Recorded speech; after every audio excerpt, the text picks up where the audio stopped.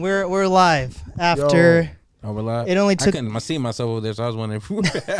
It only took 2 hours, but we are here. Here, that's what happens when you go into a new studio. You gotta learn all the equipment, right? But I appreciate you guys being here.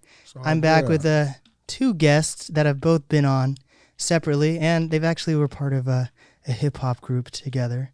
Or multiple. Were you guys part of multiple? Like or collectives?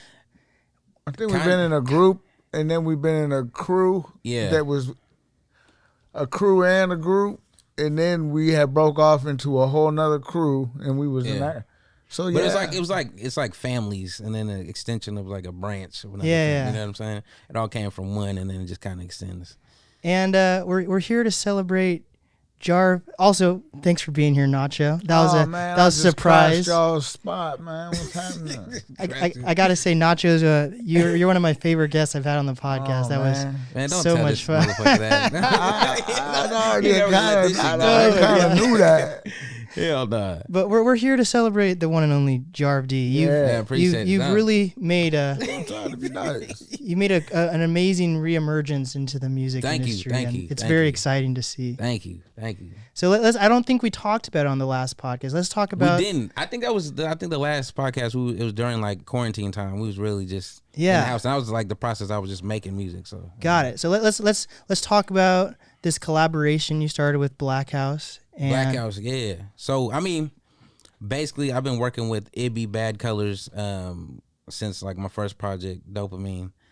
He produced a lot of it and a lot of stuff with like me and Chris Casanova, Cass now.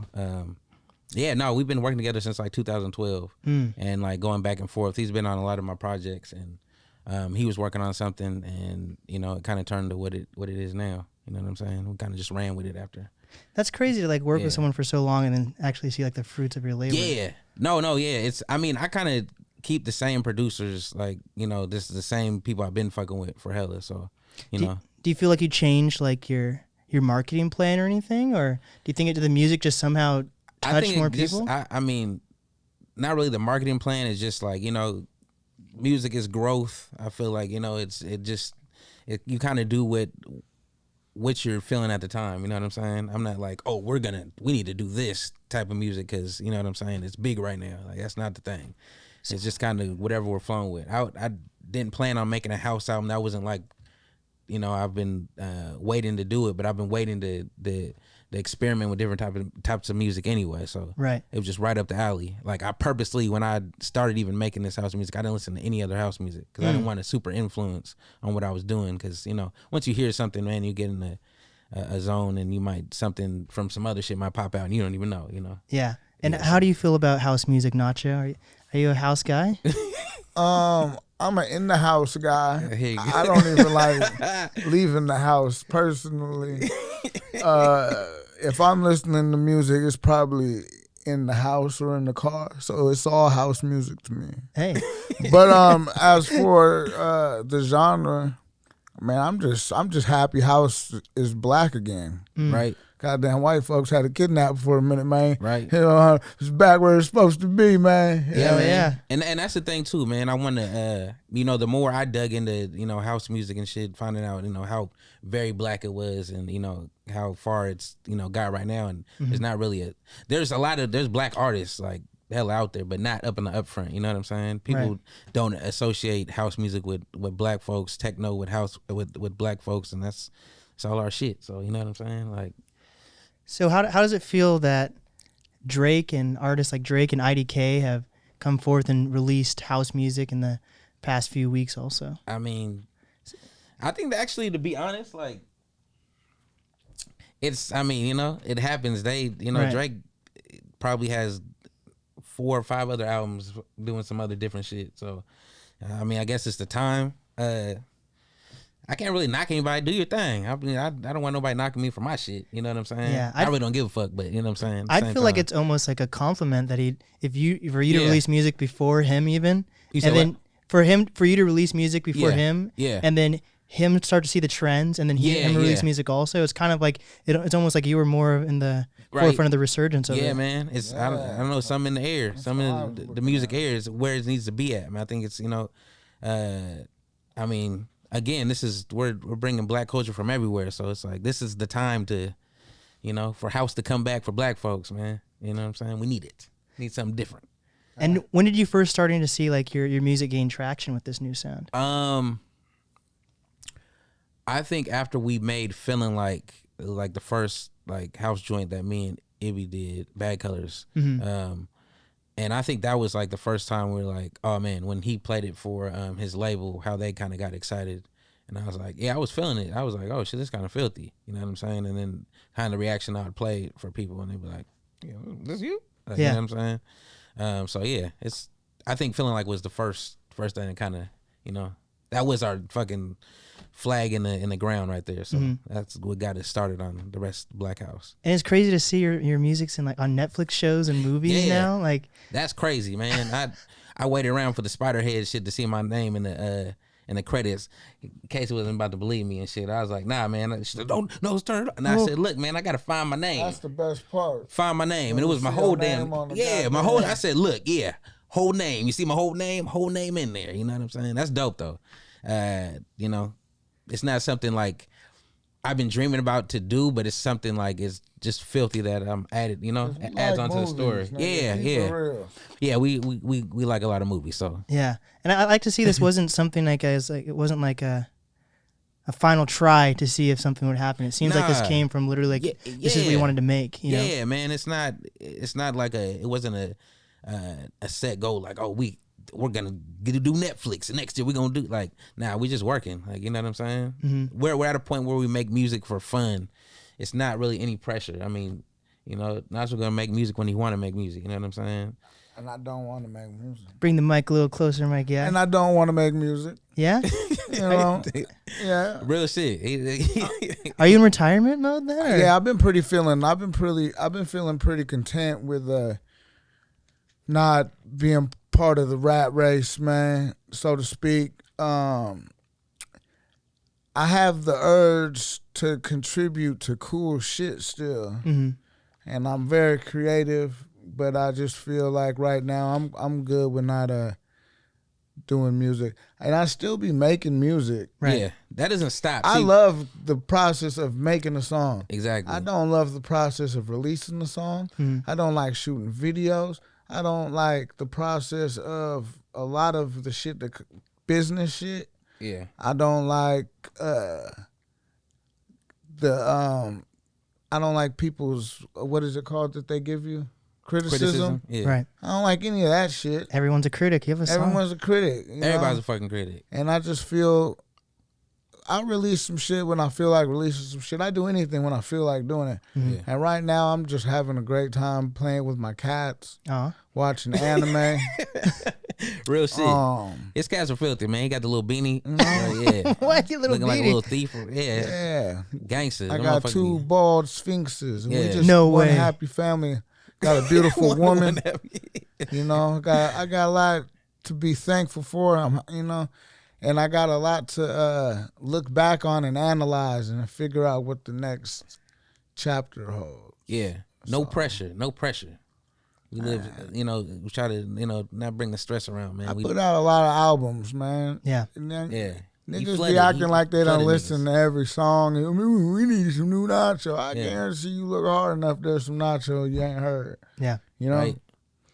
I feel like you guys should be proud of how far you guys came as well. I feel like you guys have definitely solidified your names. I'm definitely proud of Jarvis, man. I'm glad he's still doing it, finding new ways to have fun. Yeah. New ways to be creative and hold people's attention. Yeah. To be honest, I'm happy this guy's just happy. You know what I'm saying? There's a time where, us doing music, man, it got pretty dark. You know what I'm saying? I was on drugs, guys. I mean, boom, there you go. For real. Time. But for real though, man, it becomes like, it's like we were all in. We put all in for this shit. Right. You know what I'm saying? And I'm happy we're still around to talk about it because, we got friends that ain't around, ain't around no more. A lot of niggas is burnt. A lot of get niggas lost in the sauce. You could really lose your mind. Stuck in 2004. You know what I'm saying? You could lose your sanity chasing this dream. Real shit. Yeah. That's the big never thing. lock nothing in your head that anything is for sure, for certain. You could be the best rapper in the world, that don't mean that you were gonna succeed, nigga. Real shit. You gotta do certain things, and there's certain things you just gotta not do, and then even then, it's still a lot of it falls on what side the ball rolls, right? Yeah. So it's like where people really are only content with doing one thing, like this has to work. Nothing has to work, nigga. Life's gonna go on. Yeah. Regardless, have fun and enjoy in the moment, or when the shit's over, you would never have had a good time, right? You know. So yeah, I think I got a little lost in living in the future, trying to get to this certain status. Yeah. That motherfuckers who will put in your head and their expectations become your expectations. And then it's not fun no more. Yeah. When we get there, it's a lot different than what we thought it would look like. You know what I'm saying? We've been in some rooms, but it's like, it's not what you think it is. You know what I'm saying? And the nigga you think is the nigga, he's not the nigga. There you go. There's just a lot of extra shit that you be like, okay, this is what okay. Yeah, I don't need to be fucking with this shit. That bitch you look up to on Instagram is not that bitch. Not that bitch. And do you guys feel like maybe a little bit of an obligation to share this knowledge to up and coming artists at all, or do you feel like they just have to go on their own journey, or what? I mean, they ain't gonna listen. I would fuck them little niggas. I'm always willing to give knowledge of what I know. I can't tell. Like I said, I don't want to tell nobody what to fucking do. Right. I'm not living your life, man. I don't know what the fuck you're going through.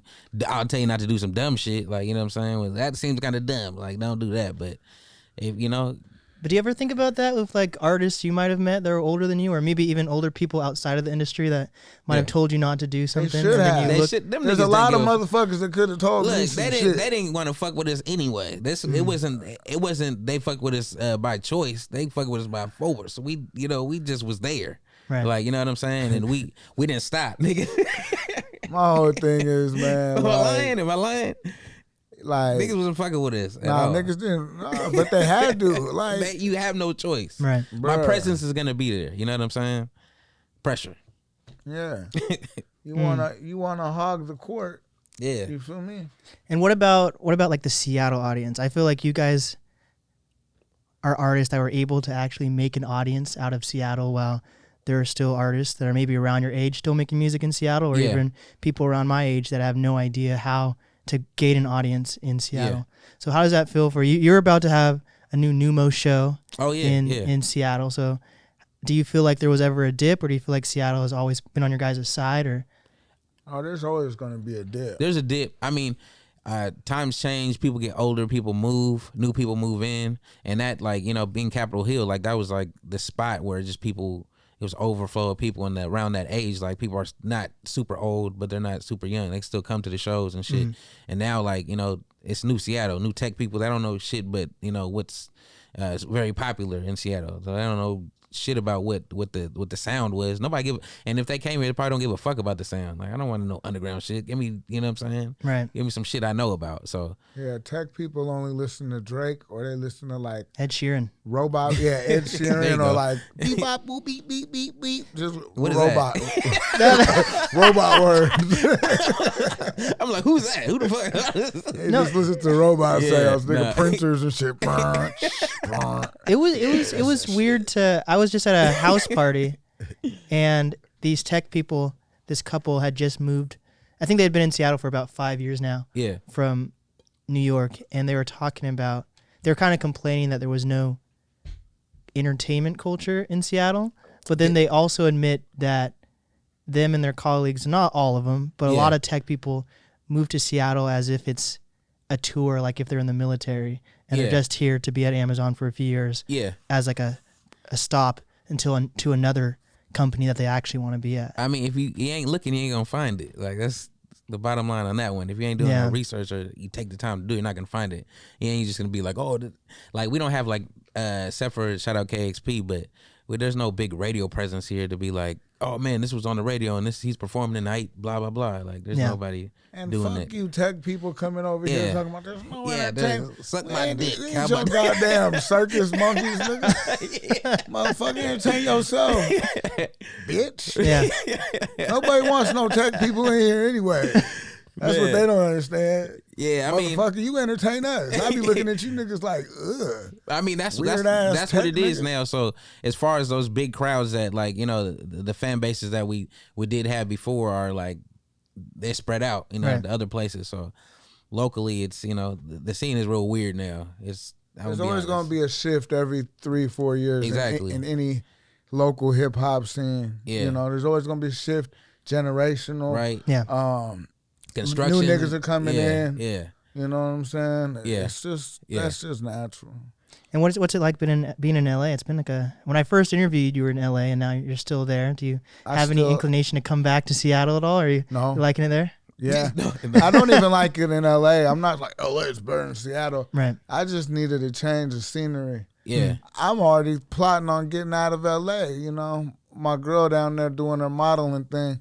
But then look, I can do me in any corner, anywhere you put me. Exactly. It don't do much. I mean, it's not like this nigga's going out to party and shit. Like, he's chilling. Yeah, we did a lot of that. I here, did too much partying. Yeah, we did that. I don't need nothing but some weights and some anime. Right. And some food and some weed. Yeah. And that's it. You know? I mean, you know, and then I'm sure like eventually I want to pursue something new again. Mm-hmm. I mean, I'm down there doing voiceover work. Really? Yeah, he been need to do that shit. I'm doing a little voiceover work. I'm doing a little illustrating for my homeboy's comic book. I don't want to put too much out about that because I ain't talked to that nigga. But yeah, you know, I like character design. I'm not drawing in the comic book, but you know, I can draw and I got good imagination, so I help with some characters. I'm just trying to stay active. Like I said, I'm not trying to be in the front, nigga, grabbing my dick, taking all the bitches from y'all no more.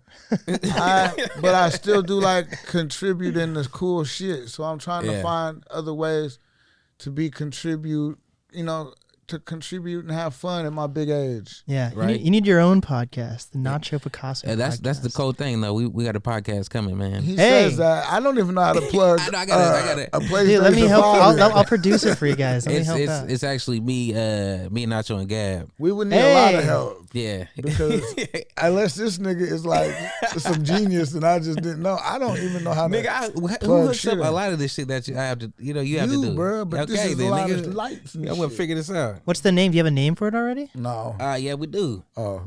I'm not even gonna say it yet, nigga. Okay. Hey. I feel nah, but yeah, we got some shit coming. Like I'm just like, yo, like he just has to show up. I gotta, we gotta set it up. Yeah. He just show up. Whatever He's not a tech guy like that. We gonna be arguing first and foremost. Yeah. Me and Gabby is gonna be arguing. I already know that. You know.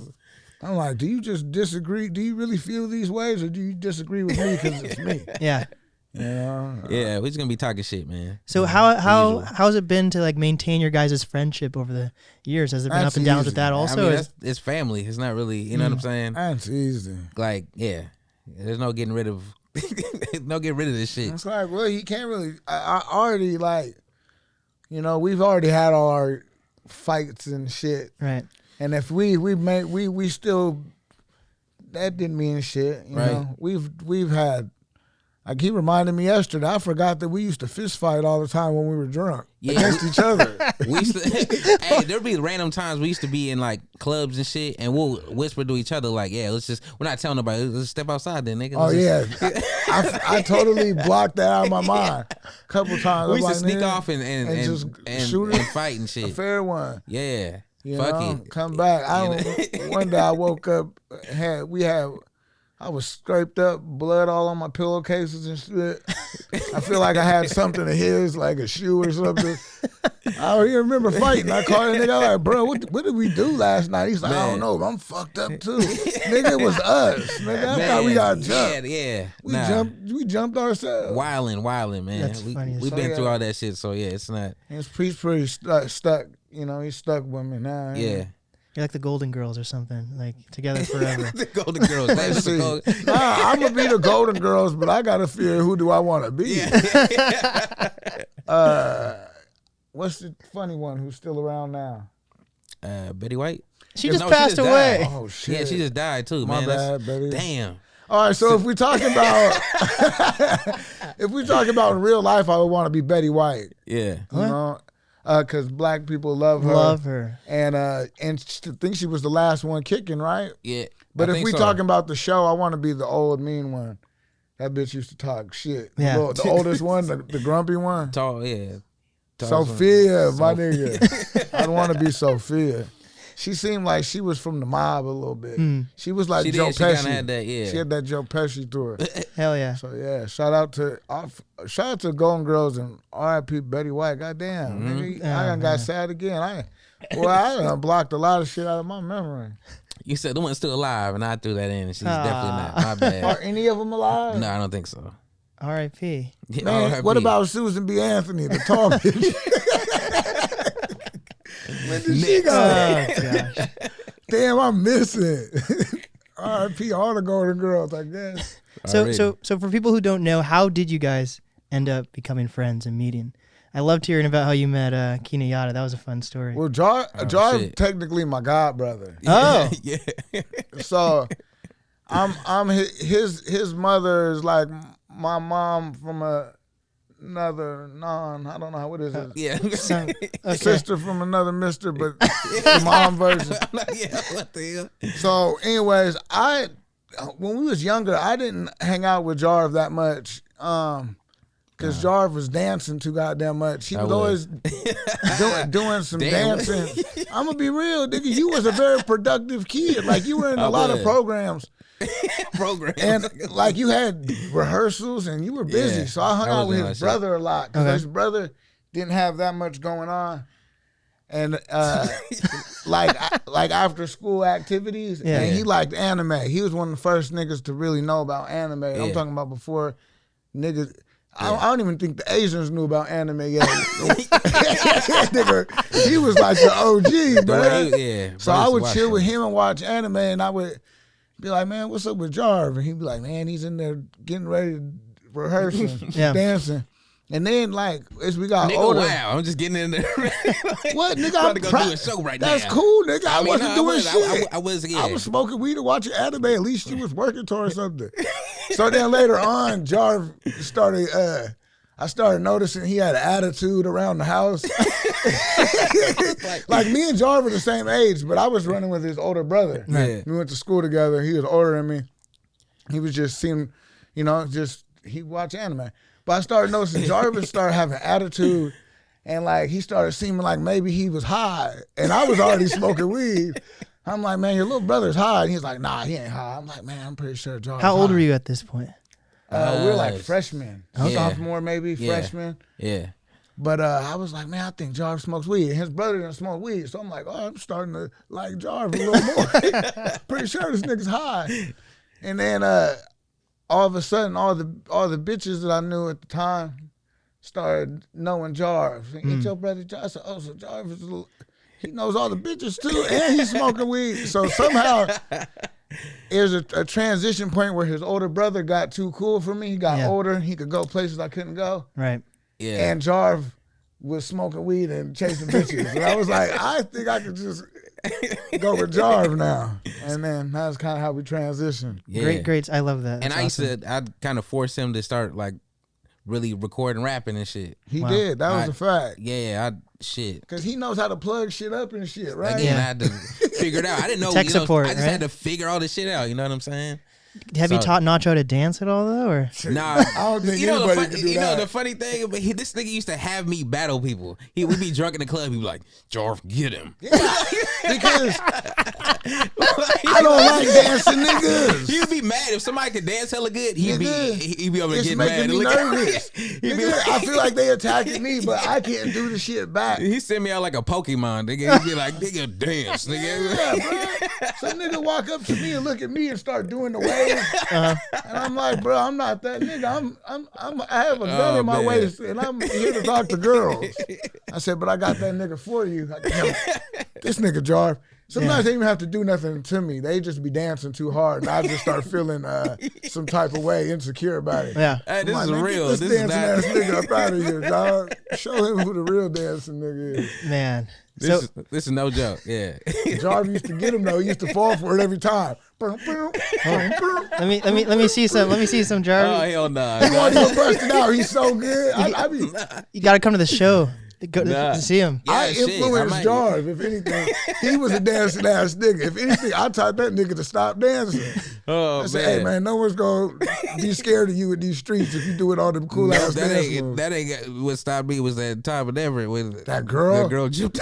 Oh man, I can't even tell that story. Man, the homie lost a bad dance battle. Nigga, it was like the B2K movie, man. My nigga died. Like, he was never the same. He lost the cold dance battle where it was like reverse. The bitch was supposed to do the Matrix, the Sierra Matrix, but he did it on her. Oh. He fell back and everyone was like, ooh, but then she scooped the nigga's legs and humped him. First she jumped on him. Oh, and that's what kind of folded him. Yeah, folded him. So he's doing the Sierra all clean and shit. And she just jumped on him, kind of folded him back like a lawn chair. Like with the Jamaicans, how they be dancing, jumping. She did some extra shit. His legs wasn't supposed to bend that way. And they bent. And then she walked back like she was walking away and then slid like James Brown and kind of scooped him like a nigga. Scooped his legs. And she just kind of banged him out real quick and his little legs were flopping. Because we didn't know he was hurt. He had like torn something, so he's just getting ragdolled. Oh. Bitch got his legs up, just pouncing him out. Man. I'm over here like, Jarv, help this nigga. Because I can't help him. I'm like, go imaginary grab her head and turn it into a Dragon Ball or something. Like, whatever you dancing niggas do. But my nigga got violated. I couldn't, it was something I couldn't jump in and he could have. He didn't want to. I mean, I could have knocked her out. That would have been like the that would have been like the thing to do after that situation. That bitch might have took a punch. I tell you, she was ragdolling my nigga. Ragdolled him. She was strong. I mean, he's a grown ass man too. I wanted to. What can I do? What can I do at this point? Yo, shout out to her. She kind of killed niggas' lives. She killed niggas' dancing careers. You know what's fucked up? We saw this lady years after that. They're almost done, yeah. And she was dancing at us. Yeah. Well, she wasn't dancing at me. She was dancing at him and the other dancing niggas. Like, come on. We saw her again like it was a battle or something. I was like, and these niggas chickened out. I was like, get her. First of all, I ain't got no reason to jump her. You know what I'm saying? I was in there chilling. Nigga, she hurt our friend. People want to know about like these deep friendships people have and like what people do outside of hip hop. Like what is your career again? I forget. You do something super dope. Oh, I'm an iron worker. Yeah. See, like people want to hear about that. Oh no, you know definitely, man. I mean, it's more now that you get the kind of inside of people's lives. I kind of miss being a kind of a mystery. Yeah. Out for different artists, because you'd be like, damn, I wish I didn't know that shit about that motherfucker. But, right. Yeah, because then it's hard to separate the artist from the artist. Right. Tree. Or is that artistry? Yeah. So it's like, man, this nigga's a creep, but he makes great songs. Right. Yeah. But then do you really want to be listening to a nigga who's really a creep? Right. And that was just fucking with me. But so like R. Kelly's over, or what? What have we decided about him? R. Kelly has been over. Yeah, R. Kelly has been over. R. Kelly, I mean, the fact that we knew about R. Kelly in high school and was still listening to his music, and that I blame society. I think everybody feels bad about that, because this was not, like, this shit was going around when we was young. We knew about the shit, the Leah shit too, and like that was a story already going around. It was like nothing being done about it. It was kind of weird, but we're young and like, I don't know, it just wasn't really phasing us at that point. And R. Kelly could sing a motherfucker, like, for real. He'll turn around and drop something. He'll make you forget some shit. When he had the opera, what is the fucking shit called? Yeah, he was going through some shit right there. Bam, hit you with a cut. Nah, got all the. We should have cut that nigga's tongue off. For real. Yeah. But he had a lot of period. He got the church woman. He should never be able to sing again. Yeah, because nigga, that's his mutant power. Yeah, that nigga starts singing and niggas just forget everything. He's like a siren type. He is. Yeah. He's the real Pied Piper. He was telling us. He used to call himself that. If you look at the history of that, man, and that the Pied deep Piper right took the kids away, and they never seen the kids again. Right, and he was saying that the whole time to start tracks off. It was so we should have just cut. We should have cut that nigga's tongue off first and foremost. Yeah. Well, I appreciate you guys coming through. Yes, it's a funny note to end on R. Kelly. Damn. That's what we do. It's called the NAST podcast for a reason, right? Already. So let's quickly promote your show coming up. It's July 21st. July 21st, Thursday, July 21st at Neumos. It's going to be, which we're announcing today, it's going to be, Stas is doing a DJ set. We got some DJs from House Party C. I don't know if you've been to that night, but it's on Capitol Hill. They're gonna be DJing too, so it's gonna be me performing and house DJs. Man. Dude, I went through I just looked up the Blakhouse Experience. Hell yeah. Yeah. I looked up just Jarv Dee Neumos, and just the run of shows you've had at Neumos is legendary. Yeah, we've been doing shit there for a minute. Damn, I'm gonna have to look that up too. I have not done that. It's legendary. And this guy too. I'm painted on the inside of the bar, which I don't know understand why I'm not, but you know, they bought me. And anything you want to promote, Nacho? Any new tattoos coming up? Anything? Man, the only space I got left is my butt and my penis, and I ain't excited for that. And the motherfucker doing it ain't gonna be excited, so we just gonna wait. Yeah. But I got a show in Spokane on the 23rd of July at the Red Room. Yep. Haven't had a show in like 4 years. Wow. I've been turning down shows in LA. I've been turning down shows because I just haven't been wanting to do a show. I haven't been wanting to do anything. I feel like I still do enjoy performing, and especially the old shit. And now if I could just remember where the motherfucking music is and shit, instrumentals, I'm like, God damn, I've really been disassociated from it. But yes, I am. Yeah. I'm going to do the show in Spokane in the middle of nowhere. And then if that goes good, I'll come out from hiding. And come on the podcast again. Yeah, come on the podcast. I might do a show in Seattle sometime in the near future. Who knows, man? Yeah. I might just it might be a gang show. You never know. Hell yeah. You know what I'm saying? But wait for our podcast too. That's coming. Let's end the podcast by each of you guys giving each other a very nice compliment. who wants to start? Jarv, No, you can start off. No, nigga, because you're going to try to mirror my compliment. I want to hear how nice you want to be on your own. Yeah, man. I mean, so I have to. So what I gotta say? Nice compliment, nigga. You ain't complimenting nobody before compliment me. Come on, man. This guy's very intelligent. Let me just start by saying this. Shout out to my brother because he is like a gangster, book smart nigga, man. And there's not many niggas that really will hit you with a fact that you be like, nigga, how did you find this? And he hit you some real shit. He's telling me a lot of random shit that I did not know, and a lot of history shit too. He kind of got me on that shit. So. I'm an alpha nerd. Yeah. I would be a nerd except I can fight and I get pussy. So how you gonna bully me? Right, real shit. Yeah, I'm just passionate about what I like. Now Jarv. So shout out to my brother for that. Shout out to Jarv for not only keeping himself in the game, even when things aren't going our way, and you know what I'm saying, keeping me in the game. You know, we able to feed off each other. Always an inspiration. Just to see him getting his second breath, you know, recreating himself now, and like he's like we just started. You know, still funding him. That almost makes me want to come back. You know, because it's looking fun again. Yeah. You know, but I know I only like shit when it's fun, and Jarv's making it look fun again. Hell yeah. Well, this has been the NAST podcast with Nacho Picasso and fucking Jarv Dee. And we did it.